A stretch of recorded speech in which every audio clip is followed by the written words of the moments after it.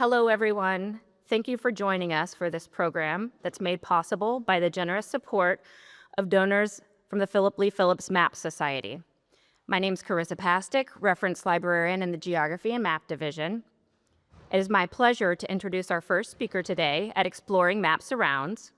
Chet Van Duzer is a historian of cartography and a board member of the Lazarus Project at the University of Rochester, which brings multispectral imaging, a technology for recovering information from damaged manuscripts, to cultural institutions around the world.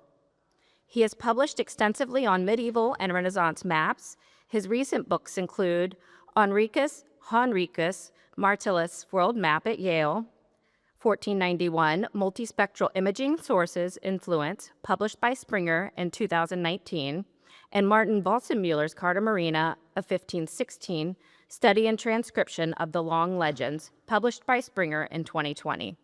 His book, Frames That Speak, Cartouches on Early Modern Maps, was published by Brill in open access in 2023. His current projects and books are about self-portraits by cartographers that appear on maps and the historical cartography of the Indian Ocean. Today, during the presentation titled Drawing Identity, Cartographic Self-Portraits in the 20th and 21st Centuries, Chet will present further research into the theme of his 2023 Lee Phillips Society Fellowship on Self-Portraits by Cartographers on Maps. Here he focuses on examples from the 20th and 21st century maps, particularly in pictorial maps, one of the typical and most popular genres of the modern age.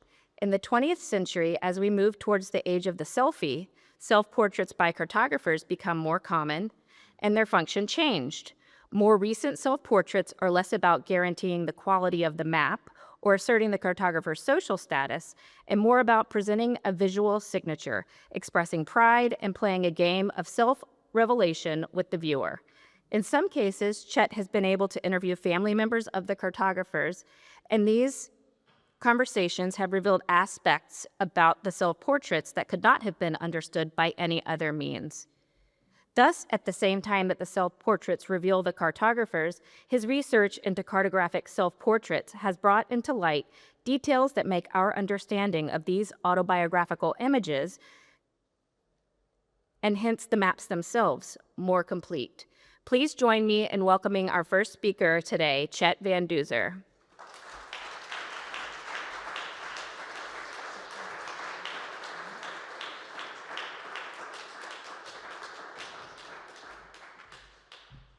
Well, thank you very much for that kind introduction, Carissa. It's a pleasure to be here. Thank you all for coming.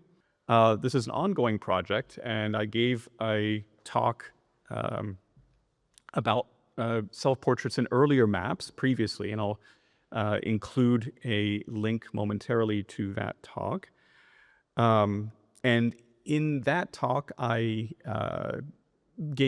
spent a fair amount of time giving context to these investigations into self-portraits.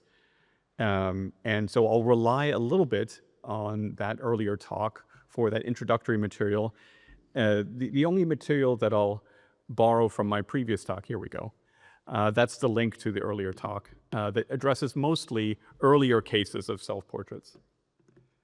And the only quote that I'll borrow from my earlier talk is one by Peter Burke, who wrote that self-portraits, quote, need to be regarded as a form of communication, a silent language, a theater of status, a system of signs representing attitudes and values, and as a means to the presentation of self.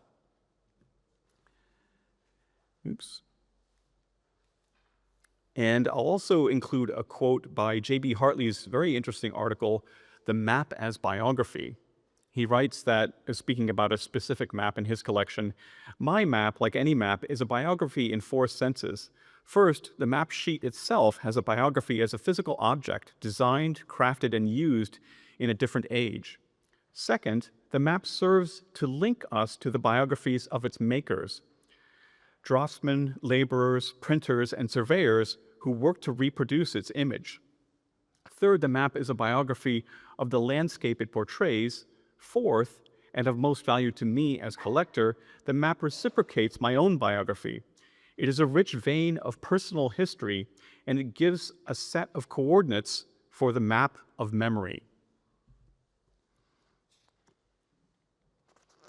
Oops. So I'll begin with MacDonald Gill's The Wonderground Map of London, London Town, made in 1914. The copy we see here was printed in 1927. Stephen J. Hornsby has called this the most influential of all 20th century pictorial maps, so this seems like a good place to start. And Gill liked portraying people that he knew on his maps, and as we'll see, one of those people is himself. If we zoom in, we see this image of a person saying, "What a dear little mouse, Eric, do look." And that Eric certainly refers to MacDonald's brother, Eric. Going back to the whole map and then zooming in on the bottom. Priscilla is Priscilla Johnston, MacDonald's goddaughter. And so the man next to Priscilla, with his arm around her, is Priscilla's father, Edward Johnston, who was an artist who influenced MacDonald. And there's this bit of text above, "Observe, my dear child, how dexterously has the artist delineated his subject." So that's referring both to the picture of the dog on the left, and we understand to the map as a whole. Going back to the whole map and then zooming in again, we have this text that says, "One hair caught in the temple," which is a pun on the address of MacDonald's studio, One Hare Court. Oops, I'm sorry, we can go back. And so what we have there is a self-portrait by MacDonald, together with this pun on the name of his, the address of his studio. And we can confirm that this is in fact a self-portrait, which is often a question. We see these images on maps that might be self-portraits, but can we be sure? We can confirm that this is a self-portrait by him by looking at another map of his, London Theatreland from 1915. And if we zoom in on part of the map to the right, we have another pun on McGill's address, One Hare Almost Court in the temple. And in this case, we have the initials McG, confirming that this is, in fact, a self-portrait. And here we have a photographic portrait of MacDonald Gill, who lived from 1884 to 1947, who was an important British graphic designer, cartographer, and architect. Moving on to our next map, it's Tony Sarg's Nantucket in the state of Massachusetts from 1926. And if we zoom in on the bottom of the map, we see here the artist at work by his signature. And I have a photographic portrait of him at the left. And really what we have in this case is sort of a team self-portrait. So not just the cartographer himself, but also two gentlemen who were very knowledgeable about the island of Nantucket and no doubt provided him information that was useful in making the map. And then on the left we have Russell carrying a very heavy box, and it's not explained to us what role he had in this procedure. And just a couple words about Tony Sarg. He was a German-American puppeteer and illustrator, known particularly for his contributions to Macy's Thanksgiving Day Parade. Here we have Joe Mora's The 17-Mile Drive, referring to the scenic drive in California by Carmel. And if we zoom in on the right-hand part of the map, we have a painter participating in the creation of the map by painting the sign Carmel by the Sea. Is this a self-portrait? As I said, in many cases, it's difficult to be sure. The best way to try and confirm that is by looking at other maps by the same cartographer. So here we have Joe Moore's Carmel by the Sea from 1942. And if we zoom in on the title cartouche, we once again have a painter painting the title. In this case, I don't think there can be any doubt but that this is a self-portrait of Joe Moore. We can zoom in a little closer. And this confirms that the image in the previous map is in fact a self-portrait. So this method for confirming that an image is a self-portrait in one map by looking at other maps by the same cartographer has proven quite fruitful. And here is a photographic portrait of Joe Moore, who was born in Uruguay, came to the US with his family when he was 4 years old, and moved to California when he was 27 to become a cowboy artist and historian. We have Ruth White Taylor's map of San Francisco, Los Angeles, the world's model airline from 1929. And if we zoom in on the compass rose, we have a rare self-portrait by a female cartographer. So she depicts herself in a boat. And this is something we see in a number of self-portraits. We'll see a number of self-portraits of the cartographer as a painter, and then we'll see a few others where the cartographer is traveling to indicate knowledge of different regions. And she includes a self-portrait in this map and one of her others, her map of Los Angeles to Kansas City from 1929. Just to give you a little bit of an idea of the map, we'll zoom in to see the details. And then we come again to the compass rose, and near the compass rose, we have another self-portrait where she's sort of peeking out behind the signature. And here we have a photographic of Ruth Taylor White, who was an American artist who made pictorial maps from the late 1920s to the 1940s. An example from Amsterdam, a map by Ton van Taast, titled The Netherlands, the Cradle of Glorious Events in the Past and Present from 1930. Ton van Taast was the pen name of the Dutch illustrator Anton van der Valk. The map accompanied the Christmas 1930 issue of the Haagse Post in the Netherlands, a newspaper. And if we zoom in on the title cartouche, which is quite spectacular, and then zoom in a bit further,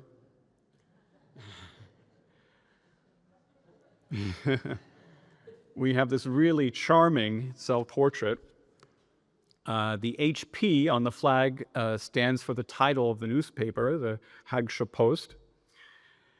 And he depicts himself painting the map, so another case where the cartographer depicts himself as a painter, and sailing towards the Netherlands. So depicts himself both as a painter and on a voyage. And here we have the self-portrait on the map and a later self-portrait.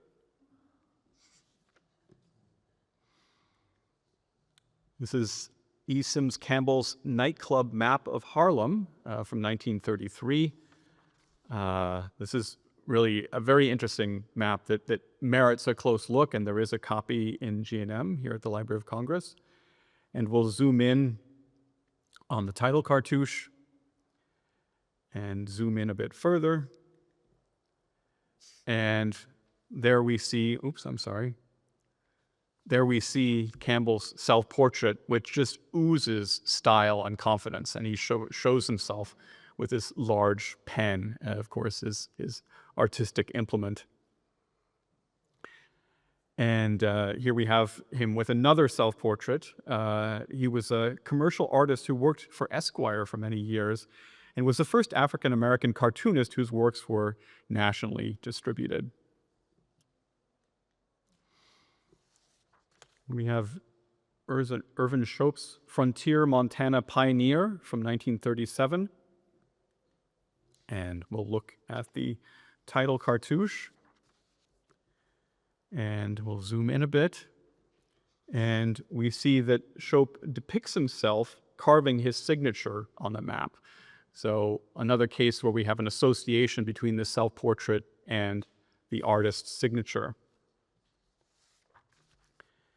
And here we have a photograph of Irvin Shope painting this work titled Exploration. We come next to a particularly interesting case. So this is Orpha Klinker's Christmas postcard of 1947, showing her trip to Hawaii. So she was in the habit of publishing these holiday cards each year, and this one happens to include a map and a self-portrait. So she depicts herself as a landscape painter, depicting Diamond Head in Hawaii. She also depicts herself, in addition to this self-portrait, she depicts herself many times on the map of Oahu. So we see her here painting and dancing. We see her here 3 times painting. I'm not sure whether in the lower left she's surfing. It looks more like a sled, actually, but also dipping her toes in the water.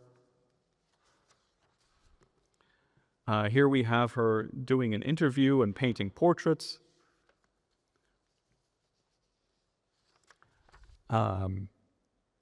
Yes. And here 3 times, more painting, riding on a train or a car rather, and then talking to a policeman. And then finally a rather humorous image of her atop a blowhole. So this is certainly the map with the most numerous self-portraits I've encountered, and another case where we have self-portraits by a female cartographer.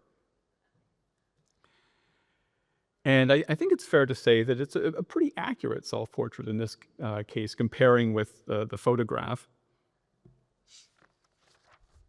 And Orpha Klinker was an artist known for her paintings of California landscapes, historic sites, portraits of important figures in the history of California, and also etchings.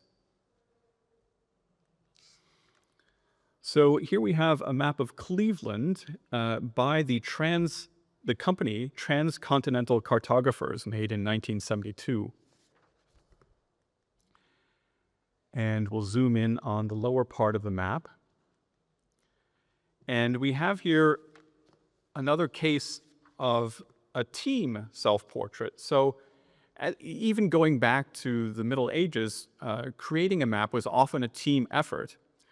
And in some 20th century maps, we see an acknowledgement, a visual, a graphic acknowledgement of that fact, depicting all of the people involved in creating the map.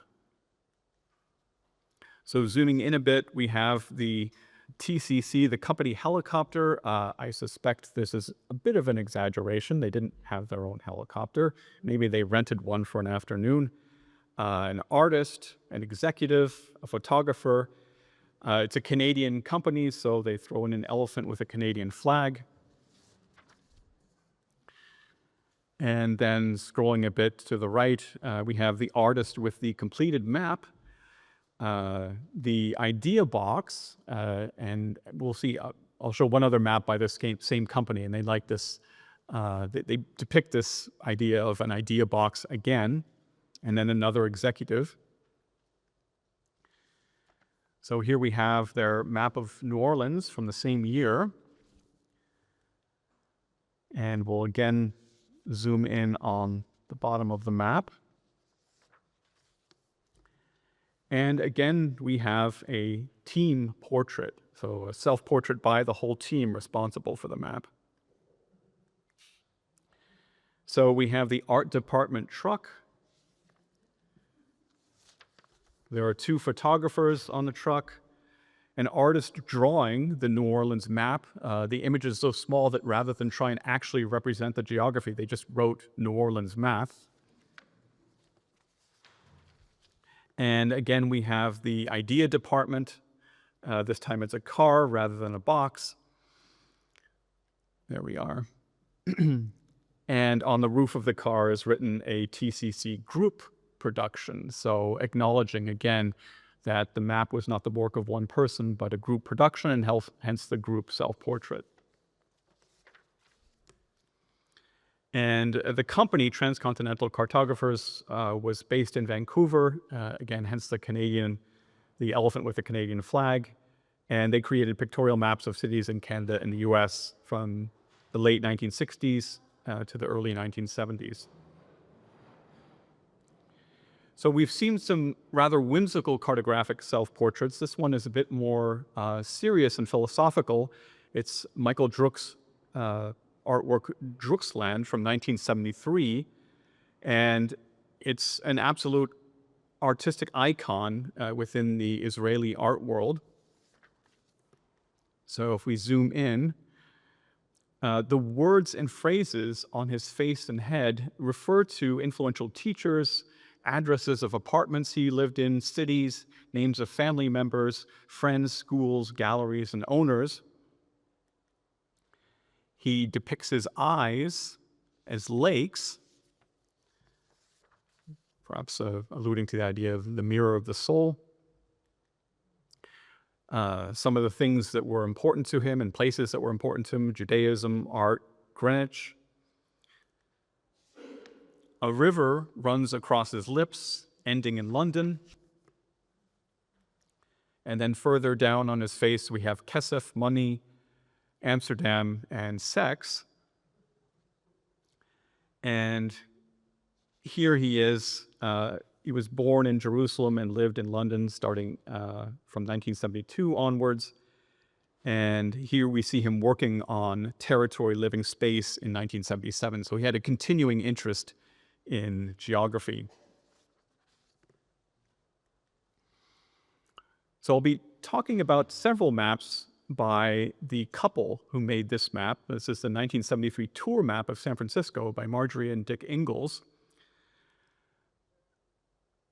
And they had a system for making these maps and making a business out of it. So they had businesses pay to be featured on the map. So if you paid them, they would increase the size of their depiction of your business. And they started making these maps in 1964. But in the early 70s, they added a new feature, which was self-portraits. So here we have their 1973 map of San Francisco. And on it, they included a small self-portrait. And we can zoom in here. And the little text there says, 1972, Dick and Marjorie Ingalls arrive and begin production of the first San Francisco tour map. You are now looking at it.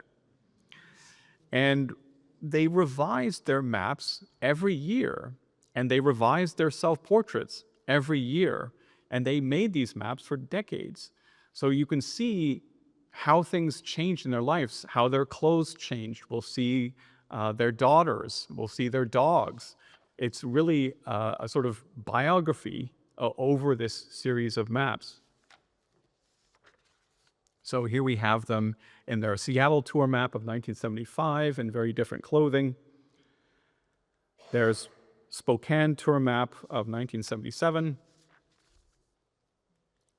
And if we look elsewhere on the same map, the Spokane tour map of 1977, we might imagine that these are just two sort of random people illustrated on the map. They are, in fact, their daughters. And I learned this by interviewing one of their daughters, who was very helpful in guiding me. I mean, it's quite obvious that the self-portraits of the couple, it's very clear, but there are several other people depicted on the map who were not just people put on the map to fill space, but specific people in their lives. Here we have them on their San Francisco tour map of 1981. Again, we see the difference in clothing. 1982, one of their daughters appears with them. The Seattle tour map of 1988, the appearance of their dog Tiffany. And they had multiple dogs of the same breed over the years. They always called the dog Tiffany. Here's daughter Pam and her then husband Bill. the San Francisco tour map of 1994 with one of their daughters, her husband, and one of their dogs. And then the San Francisco tour map of 1995, where we have this text to the right that says, 1995, April 23rd, Cynthia Ingalls and Van Smith Mary, San Francisco may never be the same after 3 days of wonderful celebration. Their daughter pointed out to me that on this map, we're seeing Nick Damascus, who was a professor of art history, and it was in Nick Damascus's class at Seattle University that Marjorie and Dick had met many years before. And there is simply no way to get at this information that resides in the map aside from interviewing people connected with it. And here they are in a photographic portrait. So again, they founded the company in 1964. It was basically Marjorie who founded the company in Spokane, through which she made city maps, charging businesses to be featured on them, and her husband Dick soon joined her in the venture. This is Joel Barbie's Cannery Village, a map of Cannery Village in Newport Beach from 1975. We zoom in. It's a pictorial map through and through. And if we scroll down, so we can see a bit of it, when we get near the bottom, we have a self-portrait by Mr. Barbie.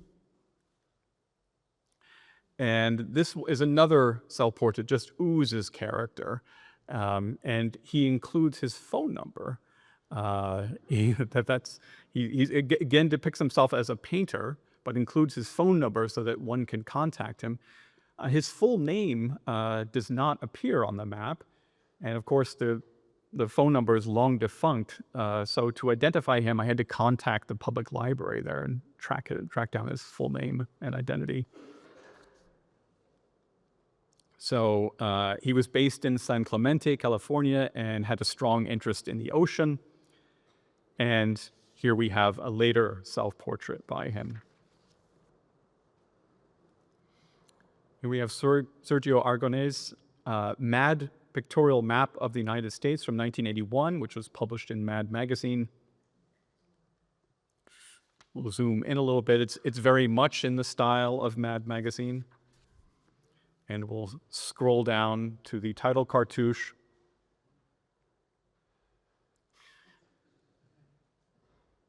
And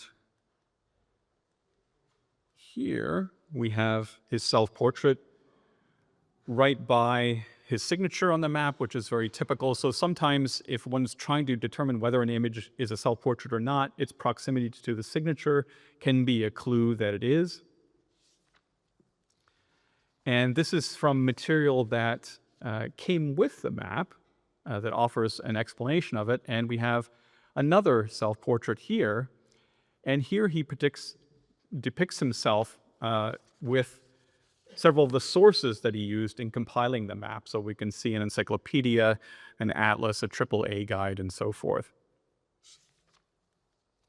And here we see a photographic portrait of him, and then with another self-portrait. And he was born in 1937 in Spain, lived in Mexico for some years, and moved to New York in 1962. And working for Mad magazine had been his dream, and he was able to make that dream a reality pretty quickly and continued working for them through the year 2000. Here we have Michael O. Smith's A Southern California Overview from 1991. And we'll zoom in the lower part of the map. And here we have what is identified as the artist's yacht, so a little bit of a fantasy. And then scrolling to the lower left-hand corner of the map, zooming in, we have the artist and his girlfriend at the time. The image is wonderfully meta because it shows the artist peeking out from behind the map. And I did have the chance to interview Michael, and he told me that he made the self-portrait not look like himself so that his boss would not recognize it and force him to remove it. And this vastly complicates trying to identify self-portraits on maps. If they're intentionally made it to not look like the artist, identifying them as an image of the artist becomes very difficult. And here we have an image of Michael Smith, who was an artist, illustrator, and product designer working on his map of Santa Barbara in the 1980s. We have Carolyn Blattell Britton's map of Iowa from 1990. And we'll zoom in to get some of the flavor of the map. Again, 100% a pictorial map. And we'll continue scrolling across to the title cartouche. And we have a self-portrait here. So we have Carolyn herself, who unfortunately passed away in 2019, another female cartographer, obviously, and also a small person. And she was tremendously popular in Iowa. In order to contact her family, I got in touch with the journalist who had written her biography, or obituary, I'm sorry. And she emphasized repeatedly that she was just enormously popular and well-known in Iowa. So she has beside her husband, Ben Britton, their sons, Carl and John, beside them, Carolyn's mother, and family friends. And here we have a photograph of Carolyn, who was a self-taught artist and lived and worked in her hometown of Zering, Iowa. And this is a photograph from that obituary. So this is Gordon Michael Scallion's Future Map of the World from 1996. And the idea it was that the map shows the changes that he imagined would take place by 2012. And he gives his reasons for believing in these changes in a book he published, Notes from the Cosmos, in 1997. And if we zoom in, we can see that vast areas of South America would be flooded while the seafloor would rise in others. So these are very dramatic prophecies. And the map includes this long text together with a self-portrait.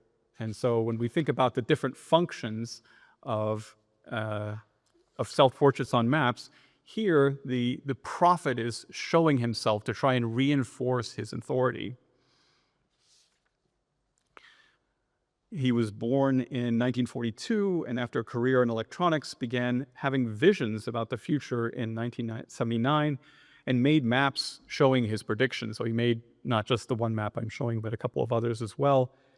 And we find no records of his activities after about 2011.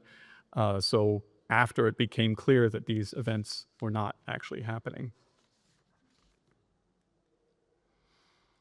This is Rob Zellbreyer's map of Springfield, Illinois from 1998. We'll zoom in and then on the title and then scroll down. And we have a self-portrait. So he shows himself holding the object, and he says, "Hey, it's a poster. If you want a map, go to a gas station." So it's an interesting comment when the cartographer himself says that what we're looking at is not a map. I would call it a map, hence I include it in this talk, but he would disagree with us. And we have another interesting commentary and the scale question mark, and then some more information about the production of the map. And again, it's common that self-portraits appear with signatures and other information about the people responsible for the map. And here he is. He lived until 2010 and was known for his hand-drawn poster maps like the one we're seeing. And he attended the Newark School of Fine and Industrial Arts and the Maryland Art Institute. We'll end with Grayson Perry's Map of Nowhere from 2008. It's inspired by the Ebsdorf Mappamundi made in about 1300. And we can see this similarity in a few ways, and comparing the two maps helps bring out the character of Grayson Perry's map. So we'll zoom in here. At the top of the Ebsdorf map, we have the face of Christ, and at the top of Perry's map, we have his self-portrait. Zooming back out, we see that on the Ebsdorf map, we have the hands of Christ at the left and right, and Perry has his hands at the left and right, so he's taking Christ's place in the world here. And at the bottom, we have Christ's feet and the feet of Perry. And at the center of the two maps, we have Jerusalem, the holy city of Christianity, and in Perry's map, we have the Isle of Doubt. And here we have an image of Perry with the map. Perry was fond of cross-dressing, as we see here. And he was an English artist known for his ceramic vases and tapestries, and he uses his work, as we see in this map, to comment on the contemporary art scene and criticize British society. So a few conclusions. In the 20th and 21st century maps, there's sometimes a playful Where's Waldo quality to the self-portraits. And we have to study the map to understand that a particular image really is a self-portrait. Some of the images were created for the consumption of the cartographer and his or her immediate family, and now can only be identified as through interviews with either the cartographer, him or herself, or a member of their family. There was certainly a tendency for the cartographers of pictorial maps to depict themselves as painters, which we see here as well. Some of the self-portraits are whimsical and humorous, and while others are more serious and philosophical. We've seen a few examples of team self-portraits, which are innovative acknowledgments of the collaborative nature of mapmaking. And as we've seen, still other self-portraits give us nothing less than a visual biography of their creators. Thank you very much.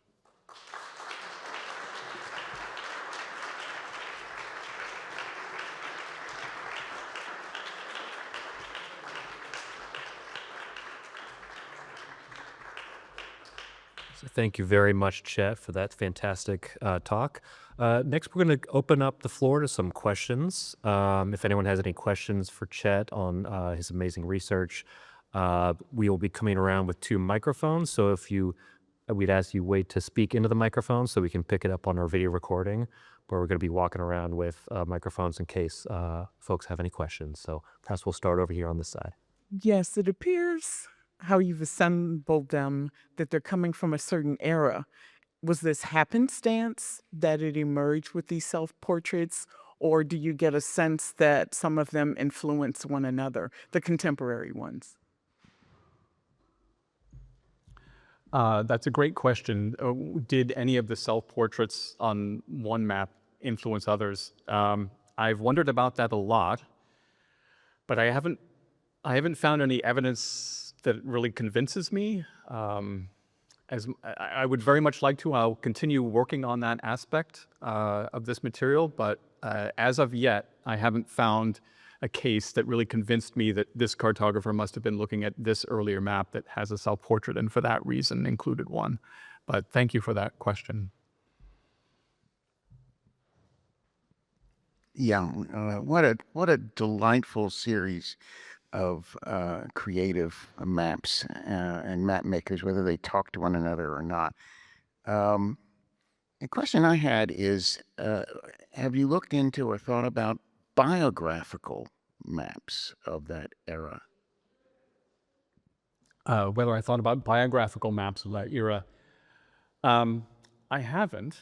So the project is autobiographical, self-portraits, and I I feel like I have my hands full with that. I mean, looking at biographical maps would be very interesting as well. But at least for the moment, I'm content with the self-portraits. But thank you.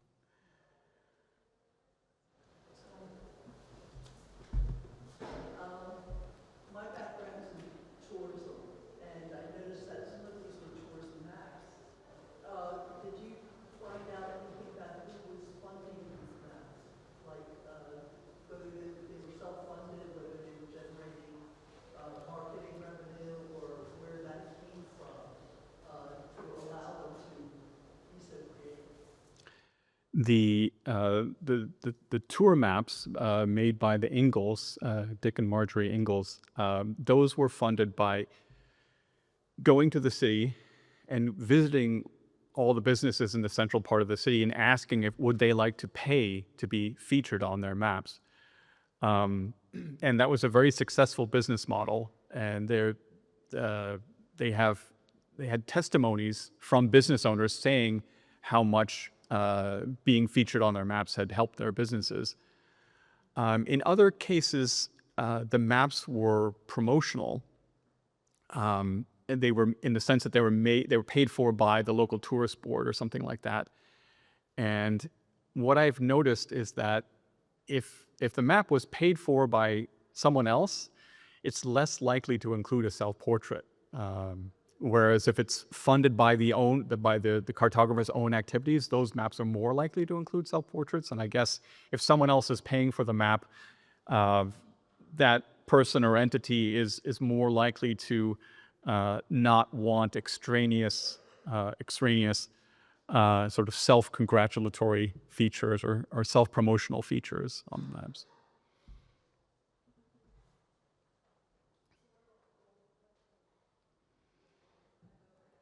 Hello. Thank you so much for your talk.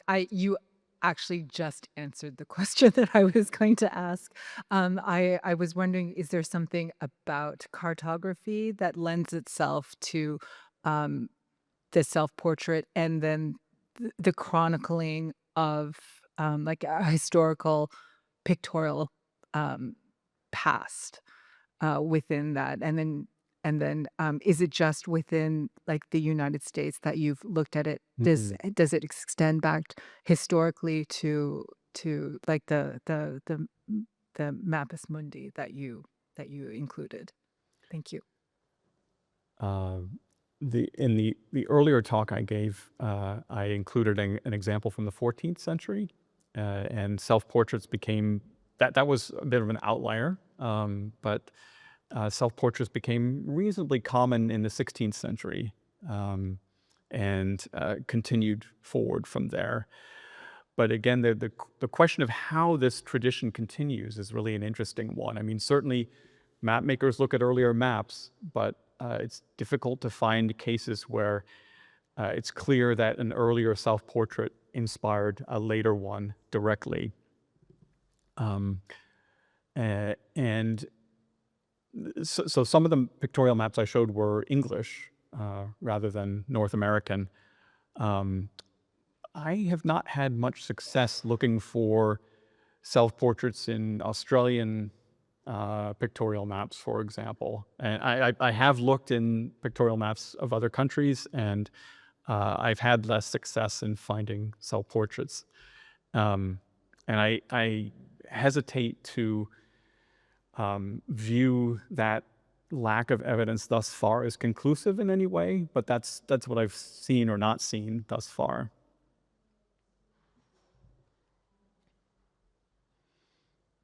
Forgive the lowbrow question, but you've done a lot of work in very old maps.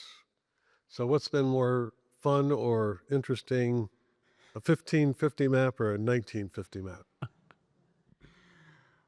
That's a very fair question. Uh, I mean, I guess the short answer is the 1550 map, but I've really found this project with the 20th and 21st century maps to be very engaging, and it is a good way to engage with maps precisely because it's a little bit of a game. There's this Where's Waldo aspect to it, and it's happened many times that I look at a map and I see an image that might be a self-portrait. I was looking at a map, a modern pictorial map, just the other day, and in the exact center of the map, there was a woman, and the map was by a woman, saying, "Hi, Jenny." And if I could figure out that the cartographer had a friend named Jenny, or if the cartographer had made another map in which there's someone saying, "Hi, Jenny," looking right at the viewer, I could have some confidence that it is a self-portrait. But I couldn't. I looked at several other maps by the same cartographer, and I couldn't find any other examples of "Hi, Jenny." But you never know. Maybe Jenny was a very close friend for a short period of time. Who knows?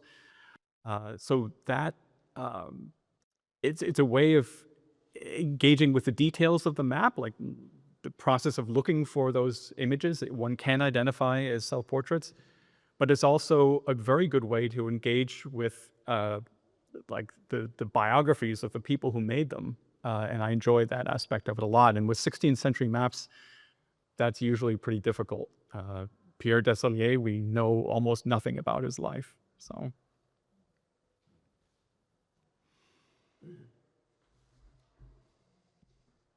Chet, thank you. That was fascinating and fun. And I was struck by, and so my question is about the degree to which you think that this practice as it's developed of the kind of self-referential quality to slightly more contemporary self-portraiture within maps. I mean, it seems so clear that these artists are having fun, and they're inviting us into the joke.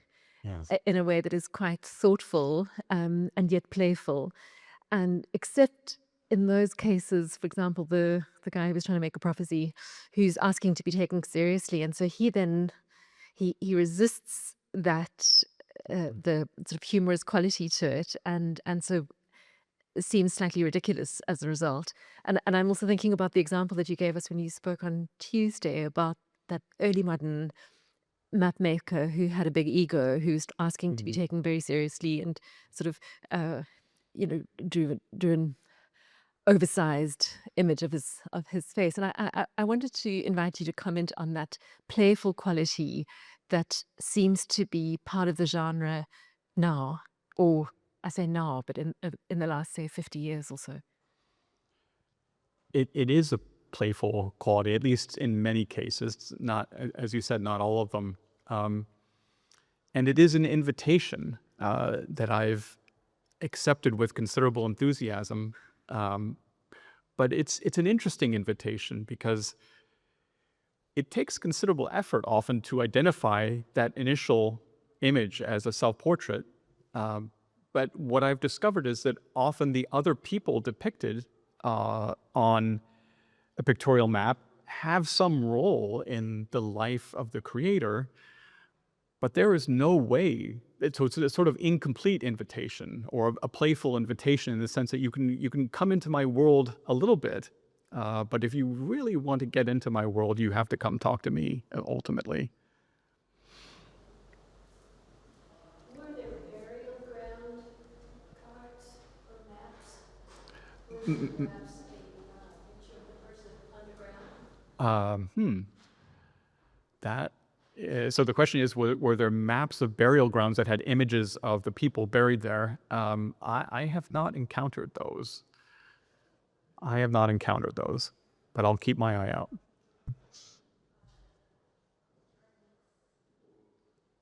Yes. When I was younger, I traveled out of the country with my parents. When I was younger, I used to travel around the country with my parents and we'd stop at local restaurants. Frequently, we had a placemat, which was a pictorial map showing the town, the various stores that paid on that map. Have you ever looked at those and seen any portraits on those types of maps? Hmm. I mean, that's a great question. And the answer is I have not. If you can point me to a good collection of those maps, I will, I will get at it. I really hadn't thought about those maps, but that's great. I'll keep that in mind.